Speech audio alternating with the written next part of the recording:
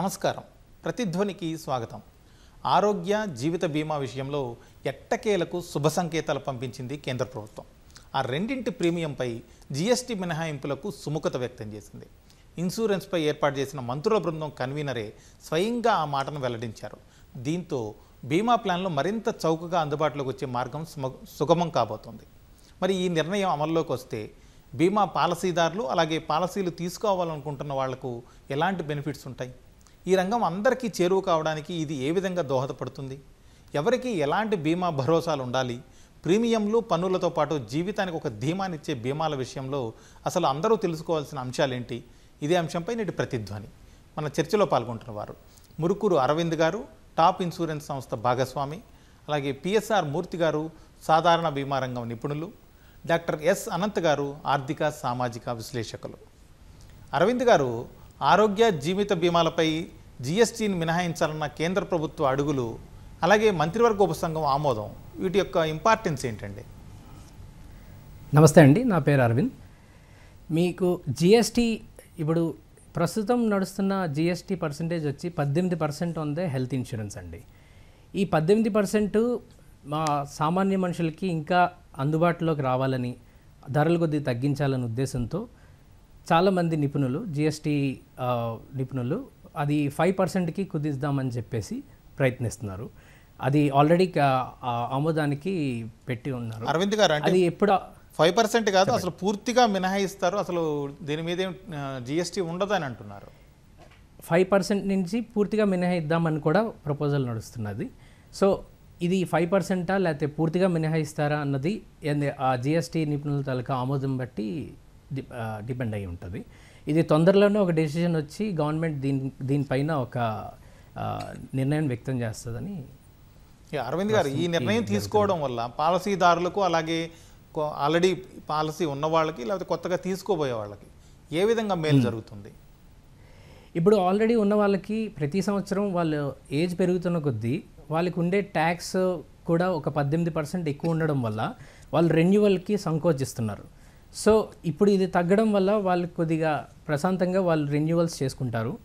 And కొత్తగా తీసుకునే వాళ్ళు కూడా కొద్దిగా ధర దృష్టిలో పెట్టుకొని అది కొద్దిగా మనకి అఫోర్డబుల్గా, అంటే అందుబాటు ధరలో ఉండడం వల్ల వాళ్ళ ఇంట్రెస్ట్ కూడా పెరిగి వాళ్ళు కొనుక్కునేది అవేర్నెస్ పెరిగి వాళ్ళు కొనుక్కోవడం మొదలు పెడతారు అనమాట. సో దీనివల్ల సామాన్య ప్రజలకు అందుబాటులో ఉండడం వల్ల వాళ్ళు ఇన్సూరెన్స్ని కొద్దిగా ఎక్కువ మార్కెట్లో స్ప్రెడ్ అయ్యి అందరూ కొనుక్కునే విధానంగా జరుగుతుంది. అరవింద్ గారు, అయితే ఇంకొక చర్చ కూడా నడుస్తుంది చాలా చోట్ల. ఏంటంటే ఇన్సూరెన్స్ కంపెనీలు ప్రస్తుతం ఉన్న 18% జీఎస్టీని తీసేసిన తర్వాత కూడా అవి పూర్తి స్థాయిలో మినహాయింపుని ఎవరైతే వినియోగదారులు ఉన్నారో, పాలసీదారులు ఉన్నారో వాళ్లకు వర్తింపజేయకపోవచ్చు. కొంతవరకే ఉపశమనం కల్పిస్తే మిగిలిన దాన్ని వాళ్ళ రకరకాల ఛార్జీల పేరుతోటి వాళ్ళ ఖాతాలో వేసుకునే అవకాశం ఉంది అనే ఒక అభిప్రాయాలు, చర్చలు కూడా ఉన్నాయి.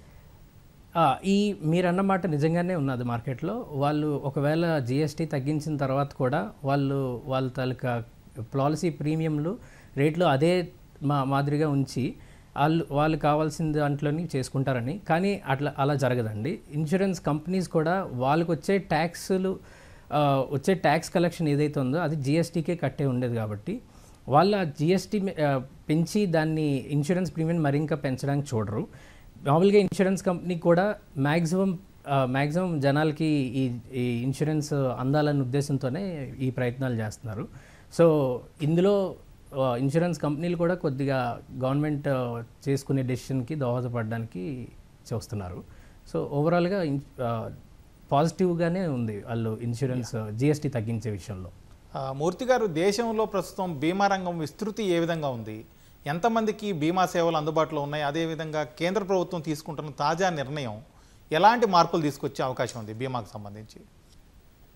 ఇప్పటికి కూడా దేశంలో అంటే బీమా విస్తృత స్థాయి చాలా తక్కువగా ఉందని చెప్పుకోవాలి. ఎందుకంటే బీమా అన్నది పట్టణ ప్రాంతాలకే పరిమితమైంది తప్ప ఇంకా గ్రామీణ ప్రాంతాల్లో అంత విస్తృత స్థాయిలో ఇంకా అభివృద్ధి చెందలేదు. అది దానికి చాలా కారణాలు ఉన్నాయి. ఏంటంటే సాధారణ బీమా సంస్థ కానీ జీవిత బీమా సంస్థ కానీ సరైనటువంటి మార్కెటింగ్ ఫోర్స్ లేకపోవడం, ప్రజల్లో సరైన బీమా మీద సరైన అవగాహన కల్పించకపోవడం, బీమా అన్నప్పటికీ ఏంటంటే ఏదో ఏజెంట్కి కమిషన్ వస్తుంది, వాళ్ళ యొక్క జీవనోపాధి గురించి అన్న అభిప్రాయం ఇంకా ప్రజల్లోంచి తొలగిపోవాలి. ఆ తొలగిపోకున్నంత వరకు కూడా ప్రజల్లో అసలు బీమా అంటే ఏమిటి, బీమా అంటే రక్షణ, ఏదో ఆపదలు ఆదుకునేది బీమా అని ఒక అవగాహన ప్రజల్లో కలగనంత వరకు కూడా బీమా ఇంకా విస్తృత స్థాయిలో, గ్రామీణ స్థాయిలో ఇంకా ఏంటంటే విస్తృత స్థాయిలో కంటే అభివృద్ధి చెందట్లేదు. అది చేయాలన్నప్పుడు ఏంటంటే పట్టణ స్థాయిలో కాకుండా అన్ని ఇన్సూరెన్స్ కంపెనీలు కూడా వాళ్ళ యొక్క సంస్థలను ఏంటంటే గ్రామీణ ప్రాంతాల్లో కూడా బాగా విస్తృతంగా బ్రాంచ్లు ఓపెన్ చేయాలి, మార్కెటింగ్ ఫోర్స్ని డెవలప్ చేయాలి, పబ్లిక్లో అవేర్నెస్ కలిగించాలి. అసలు బీమా అంటే ఏమిటి, ఎందుకు తీసుకోవాలి, ఆరోగ్య బీమా అంటే ఏమిటి, బీమాలో ఎన్ని రకాలు ఉన్నాయి, మనిషికి బీమా యొక్క అవసరం ఏమిటి. నా యొక్క అభిప్రాయ ప్రకారం ఏంటంటే మనిషికి ఆపదలో ఆదుకునేదే బీమా. అంటే బీమా అంటే రక్షణ కల్పించేది. ఇది ఏదో బీమా అన్నప్పటికీ ఏంటంటే ఎవరి గురించో కాకుండా మనకి ఎప్పుడైనా ఆపద వస్తే ఆ ఆపదలో ఏంటంటే ఆదుకునేదే రక్షణ అనే ఒక అభిప్రాయానికి ఏంటంటే గ్రామీణ ప్రాంతాల్లో ముఖ్యంగా తీసుకుని వెళ్తే బీమా సంస్థ అనేది చాలా విస్తృత స్థాయిలో అందరికీ కూడా అందుబాటులోకి వస్తాయని నా అభిప్రాయం. అలాగే ఇంకొక విషయం ఏంటంటే సార్ మూర్తి గారు, ఇప్పుడు ఇంతకుముందు అరవింద్ గారిని కూడా అడిగాను, ఒకవేళ ఇప్పుడు ఆల్రెడీ ఎవరైతే పాలసీలు తీసుకుని ఉన్నారో వాళ్ళు ఆల్రెడీ అలవాటు అయిపోయి ఉంటారు మానసికంగా. ఎగ్జాంపుల్కి ఒక 5 లక్షలకి 20,000 కడుతున్నారు అనుకోండి, దానికి ట్యాక్స్ కలిపి ఇంకొక 3,500 పడితే ఆ 23,500 కట్టడానికి అలవాటు పడిపోయిన వాళ్ళని అదే ట్యూన్లో ఉంచి వాళ్ళకి ఏదో యాడ్ ఆన్ సౌకర్యం ఇస్తున్నామని చెప్పి, లేకపోతే ఇతరత్ర బీమా పాలసీ రేటే పెరిగిందని చెప్పి ఆ విధంగా చేసి ఈ బీమా కంపెనీలు అంతే మొత్తాన్ని ఉంచే అవకాశం ఉంది, కేంద్ర ప్రభుత్వం తగ్గించిన ఈ సౌలభ్యాన్ని ప్రజలకు వర్తింపజేసే అవకాశాలు లేవు అనే ఒక అభిప్రాయాలు చాలా గట్టిగా వ్యక్తమవుతున్నాయి. దీంట్లో కూడా ఇంకొకటి కూడా ఉందండి. ఇప్పుడు బీమా కంపెనీలు ఏంటంటే ఇన్కమ్ ట్యాక్స్ క్రెడిట్ అని బెనిఫిట్ పొందుతున్నాయి. అవి ఏంటంటే ఏజెంట్ కమిషన్ కానీ, లేకపోతే ఏంటంటే వాళ్ళ సాఫ్ట్వేర్ కానీ, లేదా వాళ్ళ యొక్క ఆఫీసుల యొక్క అద్దె మీద వాళ్ళు అయితే 12.6 వరకు కూడా ట్యాక్స్ బెనిఫిట్ పొందుతున్నారు. ఎప్పుడైతే ఈ GST 18% కనుక పూర్తిగా తొలగిస్తే వాళ్ళు ప్రీమియం ఛార్జెస్ పెంచడానికి అవకాశం ఉంది. తర్వాత ఏంటంటే అది దుర్వినియోగం అయ్యే అవకాశం కూడా ఎలా ఉంటుందంటే ప్రీమియం రేటు ఒకటి పెంచడమే కాకుండా ఏదో మీరు చెప్పినట్టుగా ఏంటంటే యాడాన్ కవర్సు అవన్నీ కూడా ఇస్తాము. దానివల్ల ఏంటంటే ప్రీమియం కస్టమర్కి తెలియకుండానే ప్రీమియం పెంచి దానివల్ల లబ్ధి పొందడానికి చూసుకునే అవకాశం కూడా చాలా ఉంటుందండి. Okay sir. అనంత్ గారు, ఇప్పుడు ఆరోగ్య కావచ్చు లేకపోతే జీవిత బీమాలకు సంబంధించి GSTని పూర్తిగా తొలగించినా లేదా కొంత పన్ను శాతాల్లో మార్పులు చేసినా కూడా దానికి సంబంధించి సగటు పాలసీదారులకు ఎంత మేలు జరుగుతుంది, లేక పాలసీలు ఎంతవరకు చౌక అయ్యే అవకాశం ఉంది? ఒకటండి, మేలు అయితే డెఫినెట్గా ఉంటుందండి. ఎందుకంటే 18% GST అనేది అసలు చాలా అసాధారణమైన ట్యాక్స్ అనమాట. అంటే రక్తం పిండేసినట్టు చేశారు ఇప్పుడు దాకా. సో ఇప్పుడు నిజంగానే తగ్గించి మీరు అన్నట్టు 0% తీసుకెళ్తే కనుక చాలా సంతోషం. ఎందుకంటే ఒక అంచనా మీకు చెప్పాలంటే ఇప్పుడు జరిగే రియాలిటీ, ఇప్పుడు 65,000 ప్రీమియం కట్టినళ్ళు సుమారు 9,918 రూపాయలు ఎంతో GST కట్టారు. అంటే రౌండ్ ఆఫ్ చేసుకుంటే సుమారు 10,000 రూపాయలు GST. సో అంటే అది సర్వీస్ లాంటిది ఏమీ రాదండి, దానికి ట్యాక్స్ కట్టాలి కాబట్టి అడ్డగోలుగా GST వేసేసారు కాబట్టి ఆలోచించకుండా మొత్తం అన్ని రంగాల్లో ఇప్పుడు ఇన్సూరెన్స్ అనేది కట్టుకునేది ఎందుకండి, మామూలుగా హెల్త్ కేర్ అనేది చాలా దేశాల్లో గవర్నమెంట్ ప్రొవైడ్ చేస్తూ ఉంటుంది.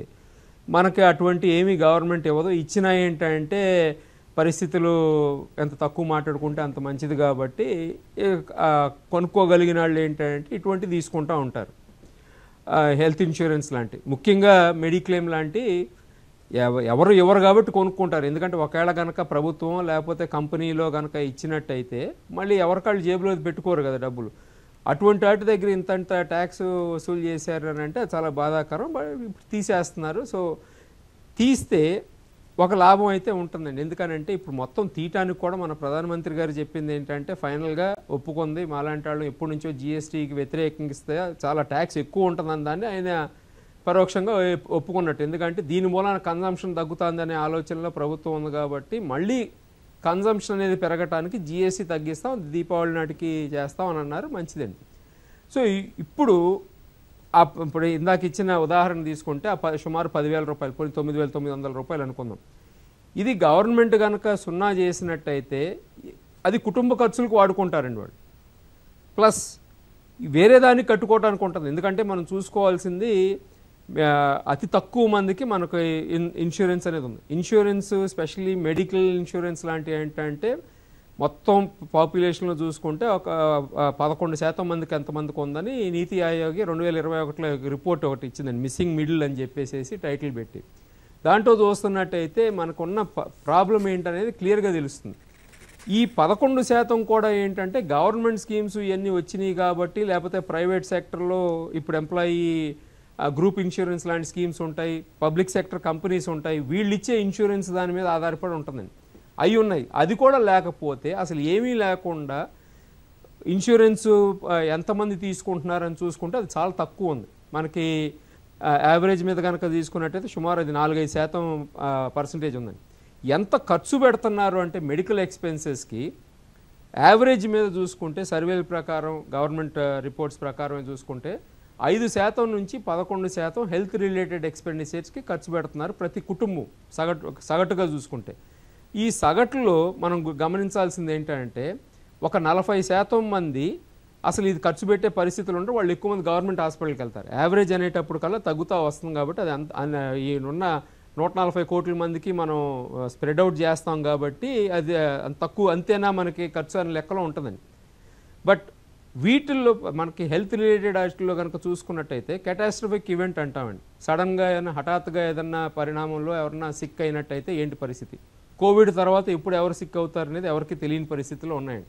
ఎందుకంటే చూస్తూ ఉన్నాం టీవీలు సడన్గా ఆడతా 20, 25, 30 year old వాళ్ళు కూడా కొలాప్స్ అయిపోయి చచ్చిపోతున్నారు. సో బాడీలో ఏమవుతుందని పక్కన పెట్టండి.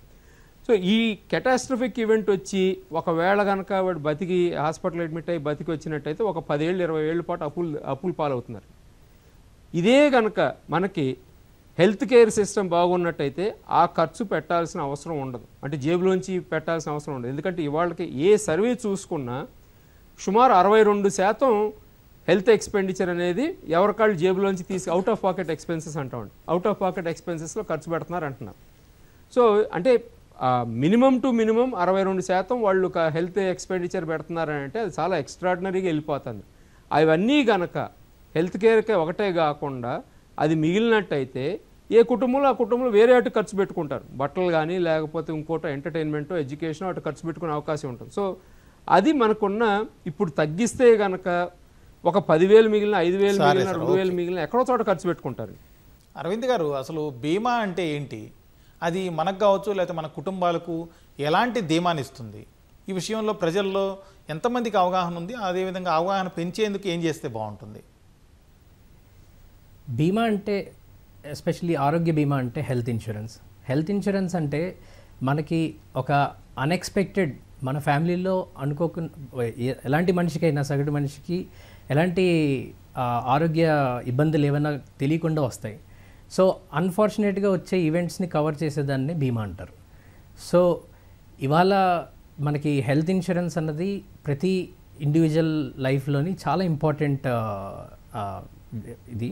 సో దానివల్ల ఏంటంటే ఎప్పుడైనా మనకి తెలియకుండా మనకి ఎలాంటి ఆరోగ్యం, ఇంతకుముందు సార్ చెప్తున్నారు, సో చాలామందికి 25 ఏళ్ళప్పుడు కూడా చాలా అనారోగ్యాలకు గురయ్యి వాళ్ళు హాస్పిటలైజ్ అయ్యి మనుషులు ప్రాణాలు కూడా కోల్పోతున్నారని చెప్పి, ఇలాంటి సిచ్యువేషన్లోని మనకి హెల్త్ ఇన్సూరెన్స్ అనేది ఉంటే దానికి అకాలంగా ఏదైనా వచ్చే అనారోగ్యాన్ని వెంటనే మనకి హాస్పిటలైజ్ అయ్యి దాన్ని కవర్ చేసుకునే విధానంగా హెల్త్ ఇన్సూరెన్స్ బీమా మనకి సహాయపడుతుంది. అయితే జనాల తాలూకా అవేర్నెస్, దీనివల్ల వచ్చే కష్టాలు ఏంటంటే జనాలు చాలామంది అర్థం చేసుకున్నది ఏంటంటే వాళ్ళు కొద్ది గొప్ప చేసుకున్న సేవింగ్స్ ఏవైతే ఉంటాయో ఇలాంటి అనారోగ్యం గురి అవ్వగానే వాళ్ళు మొత్తం ఖర్చులన్నీ దానికోసమే పెట్టాల్సి వస్తుందన్నమాట. ఇవాళ మెట్రో సిటీస్లోని లేకపోతే రూరల్ సిటీస్లో, మెట్రోస్లోని అర్బన్లోని చూస్తే మనకి ఆ మెట్రోస్లో కేవలం 18% మాత్రమే హెల్త్ ఇన్సూరెన్స్ తీసుకున్నారు. అలాగే రూరల్లో చూసుకుంటే కేవలం 14% పీపుల్ మాత్రమే ఇన్సూరెన్స్ కవరేజ్ తీసుకుంటున్నారు. ఇది కేవలం అవేర్నెస్ లేకపోవడం వల్ల, లేకపోతే దాని తాలూకా ఇంపార్టెన్స్ తెలియకపోవడం వల్ల. ఇది కానీ అందరూ అవేర్నెస్ పెరిగి వాళ్ళు తీసుకోవడం మొదలు పెడితే అది ఓవరాల్గా మనకి కవరేజ్ అన్నది చాలా పద్ధతిగా ఉంటుంది అనమాట. చాలామంది అనారోగ్యాలు డిలే చేసుకుంటారు. ఏదైనా ఆపరేషన్ చేయించుకోవాలన్నా, లేకపోతే ఎలాంటి అనారోగ్యాన్ని ఏదైనా ట్రీట్మెంట్ చేసుకోవాలన్నా. అదే ఇన్సూరెన్స్ ఉందనుకోండి, వెంటనే వాళ్ళు ముందుకెళ్ళి దాన్ని తీసుకునే ముందుకు చూస్తారనమాట. సో అది ఇన్సూరెన్స్ తాలూకు ఇంపార్టెన్స్. అలాగే అరవింద్ గారు, ఇంకొకటి, ఇది మీరు ఆరోగ్య బీమా గురించి చెప్పారు, ఇతరత్ర టర్మ్ పాలసీ కావచ్చు, జీవిత బీమా, ఇలాంటివి ఏ విధంగా ఉపయోగపడతాయి? జీవిత బీమా కూడా మీ కుటుంబంలో అర్నింగ్ చేసే మనిషి, జీవిత బీమా అన్నది అర్నింగ్ చేసే మనిషి ఎవరైతే ఉన్నారో వాళ్ళు కంపల్సరీగా జీవిత బీమా అన్నది తీసుకోవాలి. ఎందుకంటే మీ ఫ్యామిలీ అంటూ ఒక లైఫ్ స్టైల్కి అలవాటు పడి ఉంటారు. ఈ అలవాటు పడే లైఫ్ స్టైల్ అకాలంగా మనిషి తాలూకా ప్రాణం పోయిన తర్వాత వాళ్ళ ఫ్యామిలీ అదే లైఫ్ స్టైల్ని వాళ్ళు జీవించలేరు, లేకపోతే వాళ్ళ దగ్గర ఉండే సేవింగ్స్ చాలవు. సో ఈ పర్టికులర్ సిచ్యువేషన్లోని మనం కానీ జీవిత బీమా కానీ తీసుకుని ఉంటే అర్నింగ్ మనిషికి ఏమైనా అయ్యిందంటే వెంటనే వాళ్ళు వచ్చే ఆ బీమా తాలూకా సమ్ ఇన్ష్యూర్డ్ అంటారు, దీని తాలూకా వచ్చే డబ్బులతో వాళ్ళ కుటుంబం అదే జీవితాన్ని కొనసాగించడానికి చాలా ఉపయోగపడుతుంది. సో హెల్త్ ఇన్సూరెన్స్, అలాగే అర్నింగ్ చేసే వాళ్ళకి లైఫ్ ఇన్సూరెన్స్ కూడా చాలా ఇంపార్టెంట్. మూర్తి గారు, ఒక వ్యక్తి లేదా కుటుంబానికి ఆరోగ్యానికి సంబంధించిన బీమా, అలాగే జీవిత బీమాలతో పాటు ఇతరత్ర ఎలాంటి బీమా సేవలు అందుబాటులో ఉన్నాయి? ఇప్పుడు కేంద్ర ప్రభుత్వ నిర్ణయంతో వీటన్నింటికీ పన్నులు తగ్గే అవకాశం ఉందా? ఒక కుటుంబం తీసుకుంటే కుటుంబంలో ఎంతమంది ఉంటే అంతమందికి ఆరోగ్య బీమాతో పాటు వాళ్ళ ఇంటికి ఫైర్ ఇన్సూరెన్స్ ఉంటుంది. ఏదైనా ప్రకృతి వైపరీత్యాల రీత్యా ఏదైనా కనుక ఇంటికి ఏదైనా కనుక డ్యామేజ్ కలిగినా కూడా కవర్ అవుతుంది ఫైర్ ఇన్సూరెన్సు. తర్వాత అది కాకుండా ఇంట్లో ఉన్న అందరి సభ్యులకు కూడా ప్రమాద బీమా కవరేజ్ ఉంది. ఇంట్లో ఉన్న వాళ్ళు ఎవరైనా కనుక అబ్రాడ్ వెళ్తుంటే ట్రావెల్ ఇన్సూరెన్స్ పాలసీ ఉంది. తర్వాత వాళ్ళ యొక్క వెహికల్స్, కారు ఇన్సూరెన్స్, కారు కానీ వెహికల్ స్కూటర్ కానీ వాటన్నింటికి కూడా వెహికల్ ఇన్సూరెన్స్ ఉంది. అలాగే ఇంట్లో ఒక ప్రొఫెషనల్, ఒక డాక్టర్ ఉంటే డాక్టర్కి ప్రొఫెషనల్ ఇండిపెండెంట్ పాలసీ, అలాగే ఒక వ్యాపారస్తు ఉంటుందంటే షాప్ కీపర్స్ ఇన్సూరెన్స్ పాలసీ అని, అలాగే ఒక బంగారం వ్యాపారస్తుడు అంటే జ్యువెలర్స్ బ్లాక్ ఇన్సూరెన్స్ అని, ఇలా రకరకాల మొత్తం పాలసీలు ఇండియాలో 160 రకాల పాలసీలు ఉన్నాయని. అంటే ప్రతి వ్యక్తికి అందుబాటులో ఉండేవి. కానీ దురదృష్టవశాత్తు ఏమవుతోందంటే ప్రతి వాళ్ళకి ఏదో వెహికల్ ఇన్సూరెన్సు, ఇప్పుడిప్పుడే కొద్దిగా ఆరోగ్య బీమా మీద అవగాహన కలుగుతోంది. ఆరోగ్య బీమా కూడా ఇంకా ఇప్పటికి ఉన్నటువంటి మన ఇండియన్ పాపులేషన్, ముఖ్యంగా తెలుగు రాష్ట్రాల్లో నాట్ ఈవెన్ 5% కూడా చాలా మందికి అవగాహన లేదు. మూర్తి గారు, అయితే ఇప్పుడు మీరు చెప్పిన 160 రకాల పాలసీలు అన్నారు కదా, వీటన్నింటికి కూడా కేంద్ర ప్రభుత్వ నిర్ణయం వర్తించే అవకాశం ఉందా? అంటే అతనికి పనిముట్ల దగ్గర నుంచి అతను పొలంలో చేసుకున్న ధాన్యానికి ఏంటంటే కోసిన వెంటనే ధాన్యం రేటు వచ్చే వరకు కూడా పురి అంటారు. అంటే ఒక కూర ఏంటంటే పురి కింద కట్టుకుని పొలంలోనే ఉంచేసుకుంటారు. అది ఉంచుకొని ఒక సీజన్ అయిన తర్వాత ఒక ధాన్యం రేటు వచ్చినప్పటికి దానికి కూడా ఇన్సూరెన్స్ ఉందండి. అలాగే రైతుకు ఉన్నటువంటి పశువులకి, ట్రాక్టర్కి, ప్రతి దానికి కూడా అగ్రికల్చర్ ట్రాక్టర్ ఇన్సూరెన్స్ ఉంది. దానికి ఏంటంటే ప్రజల్లో చాలా మట్టికి అవగాహన లేక అగ్రికల్చర్ ట్రాక్టర్ అన్నప్పటికి ఏంటంటే లిమిటెడ్ కవరేజ్ ఉందని చెప్పేసి అని దానికి ఒకవేళ కనుక ఆ ట్రాక్టర్ ఇన్సూరెన్స్ తీసుకోవాలంటే పొలంలో నుంచి ఇంకొక పొలానికి హైర్ వెళ్ళడానికి వీలు లేదు. అంటే మా ప్రజలకి సరైన అవగాహన లేక ఎందుకు వచ్చిందంటే బీమా మాకేం కవరేజ్ ఉండదు, మాకు బీమా అక్కర్లేదు అని, ఇటువంటివన్నీ కనుక వల్ల చాలా మంది పాలసీలు తీసుకోలేకపోతున్నారు. అనంత్ గారు, ఇప్పుడు తెలుగు రాష్ట్రాలని తీసుకుంటే ఇన్సూరెన్స్ అవేర్నెస్ కమిటీ అధ్యయనం ప్రకారంగా బీమా విస్తృతి అనేది చాలా తక్కువగా ఉంది. దానికి ప్రధానంగా మీరు గుర్తించిన కారణాలు ఏంటి? ఎందువల్ల తీసుకోవడం లేదు జనం? ఒకటి, మామూలుగా తెలుగు రాష్ట్రాలనే కాదు, అది అర్బన్ ఏరియాస్లో ఎక్కువ ఉంటుంది, రూరల్ ఏరియాస్లో తక్కువ ఉంటుంది. భారతదేశం అంతా కూడా తక్కువ. ఎందుకంటే మనం మొత్తం కనుక తీసుకున్నట్టయితే సుమారు 4% ఎంత యావరేజ్ ఉంటుందండి ఇన్సూరెన్స్ కవరేజ్. ఇప్పుడు for example state of insurance penetration report కనుక చూసుకున్నట్టయితే తెలంగాణలో వచ్చేసేసి మెడిక్లెయిమ్ సుమారు 4 నుంచి 5,000 కోట్ల మధ్యలో ప్రీమియం వసూలు చేస్తూ ఉన్నారు గత 3 ఏళ్లలో. అదే ఆంధ్రప్రదేశ్ కనుక తీసుకున్నట్టయితే అది 1,200 కోట్లు ఎంతో ఉందండి, 1,300 కోట్లు. అఫ్కోర్స్ కారణం ఏంటంటే ఇప్పుడు అర్బన్ సెంటర్స్ పెద్ద ఉన్న కొద్దికి హైదరాబాద్ లాంటి ప్లేసెస్లో కంపెనీస్ అన్నీ ఎక్కువ ఉంటే ఉంటుంది. ఒకటి అవేర్నెస్ అనేది ఒకటైతే ఇన్సూరెన్స్ అనేది కొనాలని అందరికీ ఉంటుంది. కొన్ని చోట్ల వాళ్ళకి ఏంటంటే అఫోర్డబిలిటీ ఉండాలండి ఫస్ట్. సెకండ్ ఏంటంటే చాలా చోట్ల ఇప్పుడు లైఫ్ ఇన్సూరెన్స్కి ఎక్కువ మంది మొగ్గు చూపిస్తూ ఉంటారు. కొన్ని దేశాల్లో అయితే అదర్ వే రౌండ్ ఉంటుందన్నమాట. మనకి ఎందుకంటే మెడిక్లెయిమ్ లాంటివి కనుక, అంటే హెల్త్ ఇన్సూరెన్స్ కడితే 1 సంవత్సరంలో క్లెయిమ్ చేసుకోకపోతే అది వేస్ట్ అయిపోతుంది అనే లెక్కలో ఆలోచిస్తారు. సో ఫస్ట్ ఆఫ్ ఆల్ ఏంటంటే మనకున్న ప్రోడక్ట్స్ కూడా కొన్ని డెఫిషియన్సీస్ ఉన్నాయండి. ఒకటి ప్రీమియం ఎక్కువ అన్నా ఉంటుంది, లేదనంటే సేవింగ్స్ లింక్డ్ ఇన్సూరెన్స్ ప్రోడక్ట్స్ అనేది చాలా తక్కువ కంపెనీస్ దగ్గర ఉన్నాయి. సో ఎక్కడికక్కడ క్లెయిమ్ చేసుకోకపోతే వేస్ట్ అనే ఆలోచనలో ఉంటారు కాబట్టి, అంటే తీవ్రమైన ప్రాబ్లం వచ్చిన తర్వాత వాటి బట్టి ఉంటుంది. అఫోర్డబిలిటీ ఒకటి ఉంటుంది, మళ్ళీ అట్లాగే వాళ్ళ అవసరాలు ఏంటి, ఏజ్ని బట్టి ఉంటుందండి. ఇప్పుడు కుర్రాళ్ళు అయినప్పుడు లేకపోతే యూత్లో ఉన్నప్పుడు పెద్ద అవసరం ఉండకపోవచ్చు, బట్ స్లోగా పెరుగుతూ ఉంటుంది. ప్లస్ చాలామందికి అవగాహన లేకపోవటం, అంటే ఎందుకంటే చూస్తే మనం మెడిక్లెయిమ్ పెరుగుతుందని అనుకుంటున్నాం కానీ ఎలా ఇంకో other side health care cost ఎంత పెరుగుతుంది అనేది ఆలోచించలేదు. ఇప్పుడు 2018 నుంచి ఇప్పుడు కనుక చూసుకున్నట్టయితే దాదాపు అన్నీ డబల్ అయిపోయినాయండి. ఇది మెడికల్ ప్రొసీజర్స్, సర్జికల్ ప్రొసీజర్స్ అన్నీ.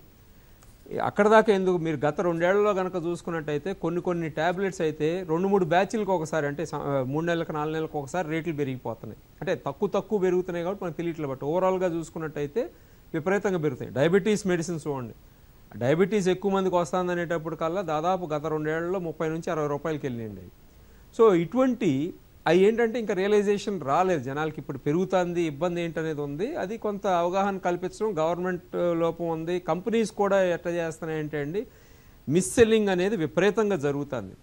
IRDA వాళ్ళు ఇప్పుడన్నా మేల్కొని అవి సీరియస్గా యాక్షన్ తీసుకోకపోతే మాత్రం ఇన్సూరెన్స్ సెక్టర్కి వెళ్ళటానికి చాలామందికి ఇష్టం ఉండదు. ఎందుకంటే ఎట్లా ఉంటుందంటే, మనం కడతాం ప్రీమియము, అవసరమైనప్పుడు వాళ్ళు ఇవ్వకపోతే, ఇప్పుడు ఇన్సూరెన్స్ లాంటిది ఎటువంటిదని అంటే ఎప్పుడు అవసరం వస్తుందో తెలియదు, అవసరం వచ్చినప్పుడు అయితే అది ఉండాలి. అంటే ఇప్పుడు ఏంటంటే గొడుగు లాంటిది అనమాట.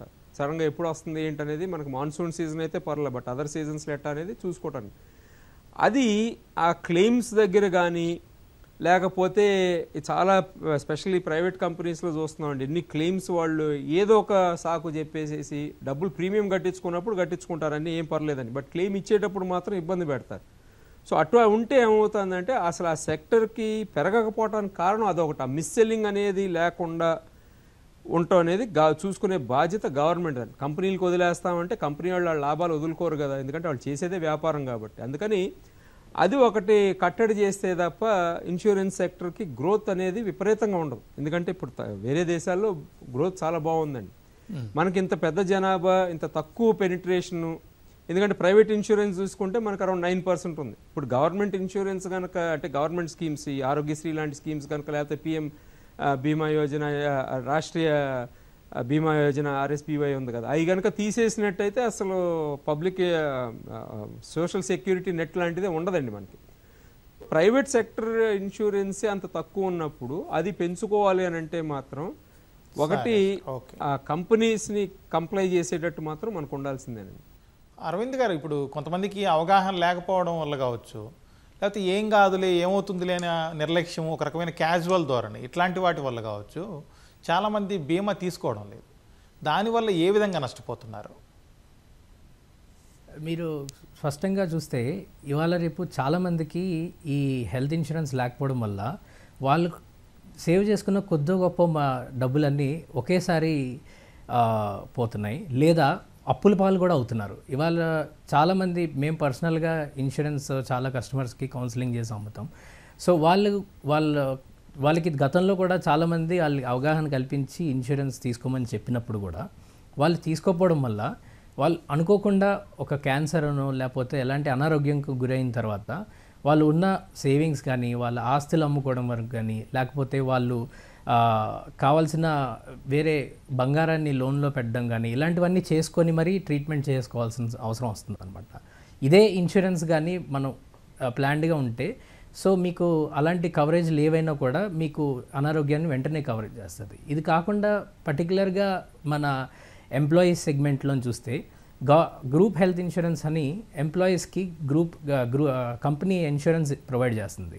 వాళ్ళు ఇవాళ ప్రైవేట్ సంస్థల్లో ఉద్యోగాలు వెంటనే మనకు వచ్చే రిసెషన్ వల్ల ఉద్యోగాలు పోతున్నాయి. ఆ పర్టికులర్ టైంలోని వాళ్ళు ఉద్యోగాలు పోయిన తర్వాత వాళ్ళు ఆ టైంలో ఇన్సూరెన్స్ని తీసుకుని దాన్ని ఇన్సూరెన్స్ కవరేజ్ ఆ రోజు నుండి తీసుకొని కవర్ చేసుకుందాం అనుకుంటారు. ప్రతి ఇన్సూరెన్స్లు తీసుకునేటప్పుడు వాళ్ళకి వెయిటింగ్ పీరియడ్స్ అని ఉంటాయి. వాళ్ళకి ఎలాంటి చిన్న అనారోగ్యాలు ఉన్నా, లైక్ డయాబెటీస్ అని, హార్ట్ బ్లడ్ ప్రెషర్ అని, ఇలాంటివి ఏమైనా ఉన్నప్పుడు ఇన్సూరెన్స్ కంపెనీ కొద్దిగా వెయిటింగ్ పీరియడ్ అని ఒక 2 సంవత్సరాలు లేకపోతే సంవత్సరం అని వెయిటింగ్ పీరియడ్ తర్వాత కవర్ చేయడం జరుగుతుంది. ఇలాంటి నిర్లక్ష్యం అనేది మనకి ఎప్పుడో ఎలాంటి అనారోగ్యం వచ్చినప్పుడు హెల్త్ ఇన్సూరెన్స్ కొరకు చూస్తారు. ఇదో ఈ మధ్య మనకు వచ్చే చాలామంది కస్టమర్స్ కూడా వాళ్ళకి సడన్గా మాకు చిన్న అర్జెంట్ నీ సర్జరీ చేయించుకోవాలి, మేము ఇన్సూరెన్స్ తీసుకోవచ్చా అని అడుగుతున్నారు. అది ఇన్సూరెన్స్ అన్నది తెలియకుండా వచ్చేదాన్ని కవర్ చేయడానికి, కానీ ఏదో వచ్చిన అనారోగ్యాన్ని కవర్ చేసుకోవడానికి ఇన్సూరెన్స్ అనే ఉద్దేశంలోని జనాలు ఇచ్చేస్తున్నారు. సో అది కవర్ కాదు, అలాగా కవర్ అవ్వదన్నమాట.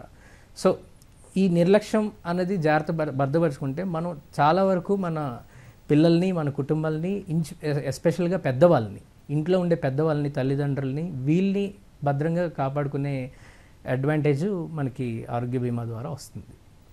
మూర్తి గారు, చాలామంది బీమా తీసుకోరు. ఒకవేళ కొంతమంది తీసుకున్నా కూడా కొన్ని సంవత్సరాల తర్వాత రెన్యువల్ చేయించడాన్ని అనవసరంగా డబ్బులు వేస్ట్ అవుతున్నాయి అని చెప్పి ఆపేస్తుంటారు. చాలా సంవత్సరాల నుంచి కడుతున్నాం, ఎలాంటి ఉపయోగం లేదు అని చెప్పి. అలా చేయడం కరెక్టేనంటారా? బీమా విషయంలో ఏంటంటే చాలా తక్కువ వయసు నుంచి పాలసీ తీసుకుంటే దానికి కవరేజెస్ ఎక్కువ ఉంటాయి, ఏ విధమైనటువంటి ఇబ్బంది ఉండదు పాలసీలోనూ. కానీ చాలామంది ఏమంటారంటే మాకు చిన్న వయసులో మాకు ఏ విధమైనటువంటి ఆరోగ్య ప్రాబ్లమ్స్ ఏమి ఉండవు అని రిటైర్మెంట్ అయిన తర్వాత పాలసీ తీసుకుందాం అనుకుంటారు. అన్నప్పటికీ ఏంటంటే వాళ్ళకి చాలా భారం పడుతుంది. ఒకవేళ చెప్తాను, ఒక 10 లక్షల రూపాయలకి ఆరోగ్య బీమా తీసుకోవాలని అతని వయసు కనుక 65 సంవత్సరాలు అనుకోండి, ప్రీమియం 1 lakh అవుతుంది. 1 lakh అన్నప్పటికీ ఏంటంటే ఈ మధ్య ఒక ఆయన అన్నారన్నమాట, సార్ నాకు వచ్చి పెన్షన్ అమౌంట్లోను 3 నెలలకి ఏంటంటే వచ్చే పెన్షన్ అంతా కూడా ఆరోగ్య బీమాకి అయిపోతుందండి అలా. నేను అప్పుడు అన్నాను, సార్ మీరు యుక్త వయసులో కనుక పాలసీ తీసుకుని ఉంటే ప్రతి ఏడాది కూడా మీకు క్యూములేటివ్ బోనస్ అని వచ్చేది, కవరేజెస్ అన్నీ ఉంటాయి, ఏ విధమైన ప్రాబ్లమ్స్ ఉండవని. కానీ చాలామంది అవగాహన లోపల వలన ఈ ఇన్సూరెన్స్ అంటే ఏదో ఇన్సూరెన్స్ కంపెనీకో లేదా ఇన్సూరెన్స్ ఏజెంట్ గురించో మనం కడుతున్నాం, వాళ్ళని ఎందుకు పెంచి పోషించాలో మనకేం జరగదులే అని చెప్పేసి ధీమాతోటి. అలాగే ముఖ్యంగా నేను ఇంకొక విషయం చెప్తాను, వెహికల్ ఇన్సూరెన్స్ వచ్చేటప్పటికి 10 లక్షలు 15 లక్షలు బట్టి కారు కొనుక్కుంటారు. కానీ ఇన్సూరెన్స్ 10,000 20,000 కట్టేటప్పటికి ఏంటంటే ఎందుకు కట్టాలి, లేదా గవర్నమెంట్లో ట్యాక్స్ కట్టేటప్పటికి కంపల్సరీ ఇన్సూరెన్స్ కట్టాలి కదా, ఓ థర్డ్ పార్టీ పాలసీ తీసుకుందాము, తక్కువ ప్రీమియంతో అయిపోతుంది. తర్వాత ఇంకొకటి ఏంటంటే ఈ మధ్య జరిగిన సంఘటన చెప్తాను. ఈ బ్యాంక్స్ మెర్జ్ అయిన తర్వాత చాలామంది బ్యాంక్స్ అన్నీ కూడా పబ్లిక్ సెక్టర్ కంపెనీలతోటి ట్రైఅప్ అయ్యి ఉన్నాయి. పూర్వం అంతకుముందు ప్రైవేట్ కంపెనీలు ఉండే కావు. ఈ మెర్జ్ అయిన తర్వాత వాళ్ళు ఏమిటంటే చాలా కంపెనీలతోటి ఈ మెర్జ్ అయిన బ్యాంక్స్ అన్నీ కూడా అగ్రిమెంట్ క్యాన్సిల్ చేసుకున్నారు. క్యాన్సిల్ చేసుకున్నప్పటికీ అయినా కూడా పబ్లిక్ సెక్టర్ కంపెనీస్ ఒక వెసులుబాటు ఇచ్చాయి. ఎవరైతే ఉన్నారో మేము అగ్రిమెంట్ క్యాన్సిల్ అయిన తర్వాత వాళ్ళు వెళ్ళి అంతకుముందు ఉన్న కంపెనీతోటి కనుక కట్టుకుంటే పాలసీ అన్ని బెనిఫిట్స్ కంటిన్యూ ఇస్తానని. అక్కడ వచ్చిన చిన్న లోపం ఏంటంటే ఈ బ్యాంక్స్ మళ్ళీ ప్రైవేట్ కంపెనీలతోటో రకరకాల కంపెనీలతో ఏంటంటే అగ్రిమెంట్ అయినప్పుడు ఏ విధంగా అగ్రిమెంట్ అయ్యారు అనేది కూడా పబ్లిక్ సరైన అవగాహన కల్పించలేదు. ఈ మధ్య నా దృష్టిలోకి వచ్చిన కేసు ఏంటంటే 20 సంవత్సరాల నుంచి ఒక ఆయన పాలసీ కడుతున్నాడు అని. కట్టినప్పటికి ఏంటంటే ఆ బ్యాంకు మెర్జ్ అయిన తర్వాత ఆ పబ్లిక్ సెక్టర్ తోటి అగ్రిమెంట్ క్యాన్సిల్ అయింది. ప్రైవేట్ సెక్టర్ కంపెనీలోకి ఏంటంటే అగ్రిమెంట్ తీసుకున్నారు. వాళ్ళు తీసుకున్నప్పటికి ఏంటంటే దాంట్లో పోర్టబిలిటీ అంటాం. పోర్టబిలిటీ అంటే అంతకుముందు ఉన్న పాలసీ కవరేజెస్ ఏమున్నాయో అవన్నీ కూడా కంటిన్యూ అవుతాయి. కానీ వీళ్ళు ఏమిటంటే పబ్లిక్ సెక్టార్లో ప్రీమియం ఎక్కువ ఉంది, ప్రైవేట్ సెక్టార్లో ప్రీమియం తక్కువ ఉంది అంటే అక్కడ ఏ విధంగా కవరేజెస్ ఇచ్చారనేది కూడా అవగాహన లేకుండా లేదా ఏజెంట్ సరిగ్గా చెప్పలేదేమో అని ప్రైవేట్ కంపెనీలో కట్టారు. కట్టేటప్పటికి ఏంటంటే ఆయన కట్టిన 2 ఏళ్లకి చిన్న ఆపరేషన్ అండర్పోయి 3 lakhs క్లెయిమ్ అయింది. క్లెయిమ్ అవుతే ప్రైవేట్ కంపెనీ రిజెక్ట్ చేసింది క్లెయిమ్. ఎందుకు రిజెక్ట్ చేశారా అంటే నువ్వేమో 6 నెలల నుంచి ఇన్సులిన్ తీసుకుంటున్నావు, నువ్వు డయాబెటిక్ పేషెంట్వి, మా పోర్టబిలిటీ రూల్స్ మా కండిషన్ ప్రకారంగా మినిమం 1 year 2 years కానీ ఏ విధమైనటువంటి ప్రీ ఎగ్జిస్టింగ్ డిసీజెస్ కానీ ఇలా ఇన్సులిన్ తీసుకున్నట్టు కానీ నువ్వు మా దృష్టిలోకి ఏమి తీసుకురాలేదు కాబట్టి నీ క్లెయిమ్ పే చేయము అంటే ఏమైంది? ఇన్సూరెన్స్ కంపెనీ లోపమా లేకపోతే ట్రైప్ తీసుకున్న బ్యాంక్స్ యొక్క అవగాహన లోపం, వాళ్ళ యొక్క కస్టమర్కి సరైన అవగాహన కల్పించకపోవడమా అనేది. ఆ కేసు నేను టేకప్ చేసి క్లెయిమ్ పేయబుల్ అది. కానీ ఏంటంటే అక్కడ వచ్చేటప్పటికి సరైనటువంటి అవగాహన లోపల మొత్తం అందరి చోట ఉన్నాయి కనుక ఇన్సూరెన్స్ కంపెనీలు కూడా వాళ్ళు ఏమి చేస్తున్నాయి, ఏ కవరేజ్ చేస్తుంది, అదే సేమ్ కంపెనీలో కంటిన్యూ అవుతా మైగ్రేషన్ అంటాం, ఇంకో కంపెనీకి మారేప్పటికి పోర్టబిలిటీ అంటాం. ఇవన్నీ పబ్లిక్కి తెలియదు కదా. దాంతో పబ్లిక్ ఏమనుకుంటున్నారంటే ఇన్సూరెన్స్ కంపెనీస్ క్లెయిమ్స్ ఇవ్వరు, మనం ఎందుకు కట్టాలని, ఎందుకంటే మానేద్దాం చెప్పేసి 2 ఏళ్ళు గ్యాప్ ఇచ్చి 2 ఏళ్ళు పోయిన తర్వాత అతనికి ఏదో హార్ట్ కంప్లైంట్ వచ్చో లేకపోతే రకరకాల ఏదైనా ప్రాబ్లమ్స్ వచ్చినప్పుడు ఏంటంటే అప్పుడు మళ్ళీ ఇన్సూరెన్స్ కంపెనీకి వెళ్తున్నారు, సార్ నాకు ఇన్సూరెన్స్ కట్టుకోలేదు, 2 ఏళ్ళు గ్యాప్ వచ్చింది, మళ్ళీ కవరేజ్ ఇస్తారా అన్నది. అప్పుడు కవరేజ్ ఉండదండి. ఎప్పుడు ఇన్సూరెన్స్ కంపెనీస్ అన్నీ ఏంటంటే ఎప్పుడు గ్యాప్ లేకుండా కంటిన్యూస్గా కట్టుకున్నప్పుడే. ఓకే మూర్తి గారు. తర్వాత ఇన్సూరెన్స్ అంటే మనకు ఏదో వస్తుందని కాదు, మేమేం కోరుకుంటాం, అందరు కూడా ఇన్సూరెన్స్ కంపెనీ కట్టుకున్న వాళ్ళంతా కూడా బాగుండాలి, వాళ్ళకి ఏ విధమైనటువంటి రోగాలు రాకూడదు, వాళ్ళ ప్రాపర్టీస్ కానీ వాళ్ళ యొక్క వెహికల్స్ కానీ ఏ విధమైన ప్రమాదానికి గురి కాకూడదు, వాళ్ళకి ఏ విధమైనటువంటి అపాయం కలగకూడదని కోరుకుంటాం. సరే కనుక అనంత్ గారు, ఇప్పుడు వైద్యం చాలా ఖర్చుకు పెరిగిపోతున్నాయి, సంవత్సరానికి చూస్తుంటే విపరీతం అయిపోతున్నాయి, లక్షల్లో ఖర్చు అవుతుంది. ఏదైనా ఒక రకమైన ఒక్కోసారి జ్వరాలు లాంటివి, డెంగీ లాంటివి వచ్చినా కూడా హాస్పిటల్ అడ్మిట్ అయితే లక్షల ఖర్చులు. ఇలాంటి పరిస్థితుల్లో కనీసం ఆరోగ్య బీమా పరంగానైనా 100% కవరేజీ సాధించాలి అంటే ఏం చేస్తే బాగుంటుంది, దానివల్ల ప్రజలకు ఎంత మేలు జరుగుతుంది? మేలు అయితే చాలా ఎక్కువ మేలు ఉంటుందండి, అది మనం దాంట్లో డౌట్ పడక్కర్లా. కాకపోతే ఏంటంటే ఇన్సూరెన్స్ కట్టడం మూలన తిరిగి ఏదో వస్తుందని అనుకోకూడదు. అది ఇన్సూరెన్స్ అనేది మనకేంటంటే ఏదన్నా కంటింజెన్సీ లాంటిది వస్తే, ఇబ్బంది వస్తే ఏంటి అనే దానికే ఉంటుంది. ఆరోగ్య పరిస్థితుల దగ్గరికి వచ్చేటప్పటికల్లా ఏంటంటే ఇప్పుడు ఉన్న పరిస్థితుల్లో అందరికీ ఎంతో కొంత ఉండాలి, ప్లస్ గవర్నమెంట్ కూడా ఎంతో కొంత ఖర్చు పెడుతుంది. ఇప్పుడు పిఎంఎస్బి అన్నీ ఉన్నాయి, ఆ స్కీమ్స్ ఉన్నాయి, ఆరోగ్యశ్రీ లాంటి. ఇప్పుడు ప్రాబ్లం ఎక్కడ వస్తుందంటేనండి, ఈ ఖర్చు పెట్టడానికి ఎక్కడికక్కడ ఏంటంటే మనం ఏదో రిటర్న్ లాగా ఎక్స్పెక్ట్ చేస్తున్నాం. కొన్ని ఏంటంటే రైట్ ఆఫ్ చేసుకుని అది ఎక్స్పెండిచర్, ఇటువంటి ఏంటంటే ఎక్స్పెండిచర్ లాంటివి చూసుకోవాల్సిందే, మనకి ఫ్యూచర్ ఎక్స్పెండిచర్ కోసం చూసుకుని పెట్టుకోవడం. ఎందుకంటే హెల్త్ ఇష్యూస్ ఏదన్నా వస్తే పెరుగుతూ ఉన్న ధరలకి, లేకపోతే ఈ హాస్పిటలైజేషన్ ఎక్స్పెండిచర్ కనుక చూసుకున్నట్టయితే ఒక సింగిల్ ఫ్యామిలీలో ఏ ఒకళ్ళకి వచ్చినా విపరీతమైన ఖర్చు అవుతుందండి. ఎందుకంటే ఇప్పుడు మనకి ఒక 20-30 ఇయర్స్ లేకపోతే ఒక 30 ఏళ్ళు 40 ఏళ్ళ క్రితంలా కాకుండా జాయింట్ ఫ్యామిలీస్ అనేది లేదు, అన్ని న్యూక్లియర్ ఫ్యామిలీస్ అయిపోయినాయి. చాలా చోట్ల ఏంటంటే ఊళ్ళు మారిపోయారు, ఊళ్ళో కొత్త వాళ్ళు ఉంటారు ఎక్కువ. సో ఈ అర్బనైజేషన్ వీటితో వచ్చే సమస్యలతో పాటు ఎక్కడికక్కడ సేవింగ్ ఓరియంటెడ్ అనేది తగ్గిపోవటం ఎక్స్పెండిచర్, ప్లస్ మనం తినే ఫుడ్లో లేదా బయట కొనుక్కొని తినే ఫుడ్లో ఇటువంటి వాటిలో చాలా ప్రాబ్లమ్స్ వస్తున్నాయి. సో హెల్త్ ఇన్సూరెన్స్ అనేది కంపల్సరీ అనేది పెట్టుకోవాల్సింది, ఎక్స్పెండిచర్ కింద మనం ఎసెన్షియల్ ఎక్స్పెండిచర్ కింద పెట్టుకోవాలి. సో అందుకని ట్యాక్స్ అనేది ఎంత తక్కువ ఉంటే అంత మంచిది, నో డౌట్ అబౌట్ ఇట్. కాకపోతే ఏంటంటే ఇంకొకటి ఎక్కడ వస్తుందనంటే ఇప్పుడు క్లెయిమ్ ప్రాసెస్ కూడా సింప్లిఫై చేయాలి. అంటే ఈ విషయంలో అయితే సెంట్రల్ గవర్నమెంట్ గత కొన్నేళ్లలో స్పెషల్ యాక్సిడెంట్ రిలేటెడ్ క్లెయిమ్స్కి ఒక 3-4 ఏళ్ల నుంచి బాగా ప్రోయాక్టివ్గా ముందుకెళ్ళి వెంటనే ఇన్సూరెన్స్ క్లెయిమ్స్ వచ్చేటట్టు చూస్తున్నారు వాళ్ళు. ఎందుకంటే ఇప్పుడు సమస్య ఎక్కడ వస్తుందంటేనండి, ఇప్పుడు ఒకవేళ కనుక ఎవరికైనా ప్రాబ్లం వస్తే, సపోజ్ ఫర్ ఎగ్జాంపుల్ హాస్పిటలైజేషన్ అయిన తర్వాత వాళ్ళకున్న సమస్యల్లో ఎంతకాలంలో బిల్స్ ఇవ్వాలి ఏంటి అనేది మనం ఆధార్ కార్డు అంటున్నాము, డిజిటల్ ఇండియా అంటున్నాము, బట్ అయినప్పటికీ ఈ బిల్స్ అన్నీ తీసుకెళ్ళి మళ్ళీ ఇంకో చోట పలానా చోట సబ్మిట్ చేయాలి అని అంటే కొంచెం ఇబ్బందిగా ఉంటుంది తిరగటానికి. ఇప్పుడు హెడ్ ఆఫ్ ద ఫ్యామిలీ కనుక హౌస్ హోల్డ్ కనుక ఇబ్బంది అయినట్టయితే వాళ్ళకున్న సమస్యలకి ఇది బిల్స్ సబ్మిట్ చేయటం అన్నీ ప్రాబ్లం అవుతాయి. అఫ్కోర్స్ చాలా చోట్ల వెంటనే ఇమీడియట్ క్లెయిమ్స్ వస్తాయి, ఇవన్నీ హాస్పిటల్ వాళ్ళు చూసుకుంటారు, కానీ అన్ని హాస్పిటల్స్ లేవు. ఒకవేళ కనుక హాస్పిటల్కి రికగ్నిషన్ ఇచ్చినప్పుడే దాంతో లింక్ చేసుకున్నారు అనుకోండి, ఇప్పుడు ఎట్టగా అన్నిటికీ ఆధార్ తీసుకుంటున్నారు. సో హాస్పిటల్ రిజిస్ట్రేషన్కి దానికి లింక్ పెట్టినట్టయితే అది సులభం చేసినట్టయితే ఇంక ఎక్కువ మంది వెళ్తారేమో నేను అనుకుంటున్నాను.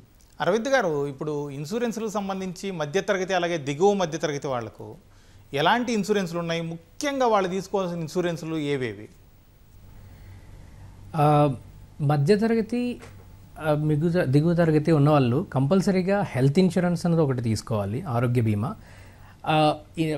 ఎవరైతే ఇన్కమ్ జనరేట్ చేసి వాళ్ళు ఐటీ ఇన్కమ్ ట్యాక్స్ ఫైల్ చేస్తున్నారో లేకపోతే ఉద్యోగాలు చేస్తున్నారో వీళ్ళందరూ కంప్లీట్గా life insurance plus health insurance కూడా తీసుకోవాలి.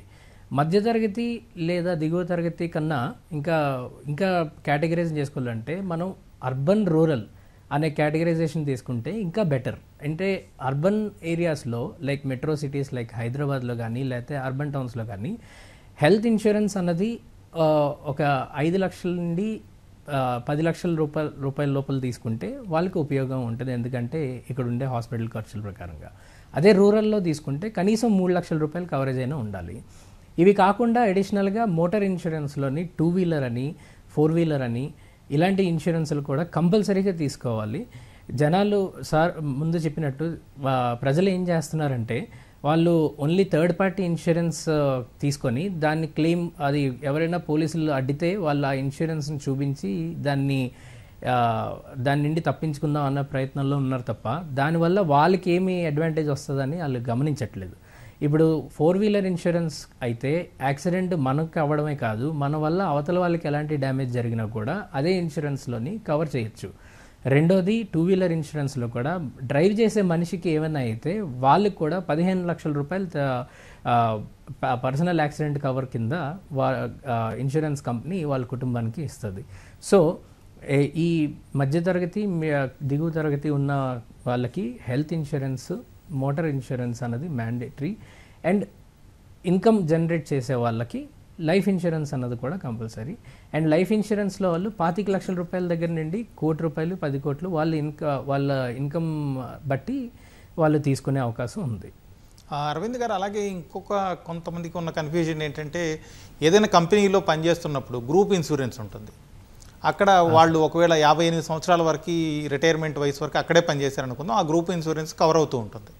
ఆ తర్వాత రిటైర్ అయిన తర్వాత ఉద్యోగి కాదు కాబట్టి ఆ గ్రూప్ ఇన్సూరెన్స్ పోతే అదే ఇన్సూరెన్స్ని కంటిన్యూ చేసే అవకాశం ఉంటుందా? లేకపోతే వాళ్ళ పరిస్థితి ఏంటి? వేరే ఈ గ్రూప్ ఇన్సూరెన్స్తో సంబంధం లేకుండా ప్రత్యేకంగా సొంతంగా ఒక ప్రైవేటు ఇన్సూరెన్స్ లాంటిది ఏమైనా తీసుకోవాల్సిన అవసరం ఉందా? అదే ఇన్సూరెన్స్ మొదటగా వాళ్ళు 58 సంవత్సరాల తర్వాత వాళ్ళు ఒకవేళ ఉద్యోగం మానేసినా లేకపోతే ఉద్యోగం అయిపోయినా కూడా వాళ్ళు ఆ రోజు నుండి ఆ పర్టికులర్ ఇన్సూరెన్స్ని కవర్ చేసే ఆప్షన్ అయితే ఉండదండి. వాళ్ళు అప్పుడు కొత్తగా ఇన్సూరెన్స్ తీసుకోవాలి. ఇప్పుడు అలా ఇన్సూరెన్స్ తీసుకోవాలనుకోవాలనుకోండి, ఇది ఏమవుతుందంటే ఇప్పుడు ప్రజల తాలూకా ప్రాక్టీస్, ఉద్యోగస్తులు ఎస్పెషల్గా వాళ్ళ కంపెనీ ఇన్సూరెన్స్ కవరేజ్ ఉండగా కూడా సెపరేట్గా పర్సనల్గా వాళ్ళ ఫ్యామిలీకి అంటూ ఒక కవరేజ్ ఇన్సూరెన్స్ తక్కువ ప్రీమియంతో ఉంటే వాళ్ళు ప్రతి సంవత్సరం వాళ్ళు క్లెయిమ్ చేయకుండా ఉండడం వల్ల వాళ్ళకి నో క్లెయిమ్ యాడ్ అయ్యి వాళ్ళ ఇన్సూరెన్స్ బీమా అన్నది కవరేజ్ అన్నది చాలా పెద్దగా ఉంటుంది. సో 58 ఏళ్ళు అప్పుడు వాళ్ళు బయటకు వచ్చిన తర్వాత సెపరేట్ ఇన్సూరెన్స్ తీసుకునే అవకాశం కూడా ఉంది. కానీ మీరు ముందుగా ఉండి తీసుకునే తలకి అడ్వాంటేజ్ మీరు ఆ టైంలో తీసుకోవడం వల్ల మీకు కొద్దిగా డిసడ్వాంటేజెస్ అంటూ ఉంటాయి. ఎలాంటివంటే ఆ వయసులో జనరల్గా సహజంగా మనకి డయాబెటీస్ అనో లేకపోతే బ్లడ్ ప్రెషర్ అనో లేకపోతే ఎలాంటి కొలెస్ట్రాల్ అనో థైరాయిడ్ అనో ఉంటాయి. అవి వెంటనే కవర్ కావు. అది కవర్ కావాలి అని అంటే కూడా కొన్ని రైడర్స్, కొన్ని ప్రైవేట్ కంపెనీస్ వస్తున్నాయి. వాళ్ళు కవర్ చేయాలని అయితే దానికి అడిషనల్ కాస్ట్. అదే ఆ వయసులోని ఫ్యామిలీ మొత్తం తీసుకోవాలంటే ₹1,00,000 వరకు కవర్ అవుతుంది. ఆ ₹1,00,000 ఎందుకు, అది మనం సేవ్ చేసుకొని మనం ఏదైనా ఎమర్జెన్సీ వస్తే చూసుకుందాం అనే ఉద్దేశంతో చాలామంది బ్యాక్అవుట్ అవుతున్నారు. అదే ఒక ఎర్లీ స్టేజ్లో 30 ఏళ్ళు అప్పుడు ఎంటర్ అయితే మీకు మంచి కవర్తోని ఆ కంటిన్యూషన్ ఉంటుంది పాలసీ. Okay sir. మూర్తి గారు, ఇప్పుడు ప్రభుత్వానికి సంబంధించినవి కావచ్చు, ప్రైవేట్ రంగాల్లో చాలా కొత్త రకాల బీమా సంస్థలు వస్తూనే ఉన్నాయి, ఎప్పటికొకటి పుట్టుకొస్తున్నాయి. వీటికి సంబంధించి ఒక కంపెనీకి జీవిత బీమా తీసుకోవాలన్నా లేకపోతే ఆరోగ్య బీమాకి డబ్బులు కట్టే విషయంలో కూడా ఏ అంశాలని దృష్టిలో పెట్టుకోవాలి? అంటే ప్రైవేటును ప్రభుత్వ రంగ సంస్థల్లో కూడా చాలా రకాలైనటువంటి పాలసీలు వస్తున్నాయి. ముఖ్యంగా ఆరోగ్య బీమా దగ్గరికి వచ్చేటప్పటికి ఏంటంటే ఒక ముందర వయసు ఎంత, ఏ వయసులో తీసుకోవాలి. ఎందుకంటే ఇన్సూరెన్స్ కంపెనీస్ ఏదైనా పాలసీ ఎక్కంటే కట్ ఆఫ్ డేట్ పెడతారు, 65 దాటిన తర్వాత పాలసీ ఇవ్వమని. 65 దాటిన వాళ్ళకి కూడా పాలసీలు ఉన్నాయి. Senior citizen health insurance policy ఉంది, కానీ ప్రీమియం ఎక్కువ అవుతుంది. కనుక ఈ విషయాలన్నీ దృష్టిలో పెట్టుకుని ఫ్యామిలీ ప్లాటరీ పాలసీ అంటాం. అంటే కుటుంబ పెద్ద, కుటుంబంలో అతని యొక్క స్పౌసు, 2 చిల్డ్రన్ ఏంటంటే మైనార్టీ తీరకుండా ఉన్నటువంటి, అంటే 18 సంవత్సరాల లోపు పిల్లలకి కూడా 4 కలిసి ఫ్యామిలీ ప్లాటరీ పాలసీ అని ఉంటుంది. సపోజ్ 10 లక్షల రూపాయలు పాలసీ తీసుకుంటే ఆ పాలసీ వలన కుటుంబంలో యొక్క ఒక వ్యక్తికి కానీ లేదా కుటుంబంలో ఉన్న సభ్యులు 4 కానీ లేదా వాళ్ళ పేరెంట్స్ని కూడా కవర్ చేసుకోవచ్చు. 6 మొత్తం అందరికీ కూడా ఫ్లాటర్ కింద కవర్ ఆ ఏడాదిలో ఉపయోగించుకోవచ్చు. చాలామంది దీంట్లో ధర్మ సందేహం ఉంది. సార్ ఈ మాట 10 లక్షలు కట్టాము, 10 లక్షలు కూడా ఈ ఏడాది ఏదో హాస్పిటల్ ఖర్చులకు అయిపోయింది, మరి పాలసీ ఏమైపోతుంది? ఏం లేదు, అది పాలసీ అయినా కూడా ఏంటంటే ఆటోమేటిక్గా మళ్ళీ కవరేజ్ మొత్తం 10 lakhs కవరేజ్ ఉంటుంది అక్కడ. దానికి సమీర్స్ ఎగ్జాస్ట్ అయిపోవడం ఉండదు. తర్వాత ఇంకొక ముఖ్య విషయం ఏంటంటే ఈ గ్రూప్ పాలసీల కంపెనీలో కానీ ఈ బ్యాంకుల ద్వారా కానీ ట్రై అయిపోయినటువంటి పాలసీ ఇందాక అడిగారు మీరు ప్రశ్న. దానికి ఏమిటంటే వాళ్ళు రిటైర్ అయిపోవడమో లేదా VRS తీసుకోవడమో లేదా మధ్యలో వాళ్ళ ఉద్యోగం పోవడం అయితే వాళ్ళకి ఇన్సూరెన్స్ కవరేజ్ ఉంటుందా లేదా? అటువంటి వాళ్ళకి నేను ఏం సలహా ఇస్తానంటే ముందరగా గ్రూప్ పాలసీతో పాటు ఇండివిజువల్గా కూడా ఎంతో కొంత సమీక్షతో పాలసీ తీసుకోమంటాం.